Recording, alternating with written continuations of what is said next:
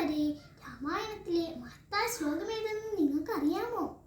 അതിൻ്റെ ഉത്തരം ഞാൻ ഇന്നൊരു പുരാണ കഥയിലൂടെ നിങ്ങൾക്ക് പറഞ്ഞു തരാം. മുമ്പ് വിക്രമാദിത്യ മഹാരാജാവ് ഇതേ ചോദ്യം തൻ്റെ സദസ്സിലുള്ളവരോട് ചോദിക്കുകയുണ്ടായി.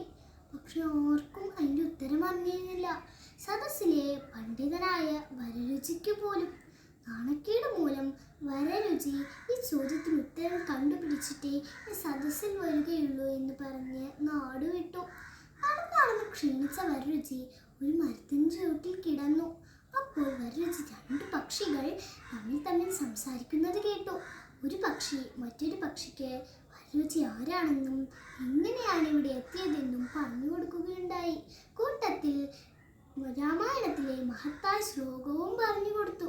അത് ഇപ്രകാരമായിരുന്നു: രാമം ദശരഥം വിദ്ധി മാം വിദ്ധി ജനകാത്മജാം അയോധ്യ അടവിം വിദ്ധി ഗച്ഛതാദയഥാസുഖം. വനവാസത്തിനായി പോകുന്ന രാമനെയും സീതയെയും അനുഗമിക്കുന്ന ലക്ഷ്മണന് അമ്മ സുമിത്ര കൊടുത്ത ഉപദേശമായിരുന്നു അത്. രാമനെ പിതാവായ ദശരഥനായി കരുതുക, സീതയെ അമ്മയായി ഞാനായി കരുതുക, കാടിനെ അയോധ്യയായി കരുതുക. സുഖമായി പോയി വരൂ മകനെ എന്നതാണ് ഈ രാമായണത്തിലെ മഹത്തായ ശ്ലോകത്തിൻ്റെ അർത്ഥം. നമസ്തേ.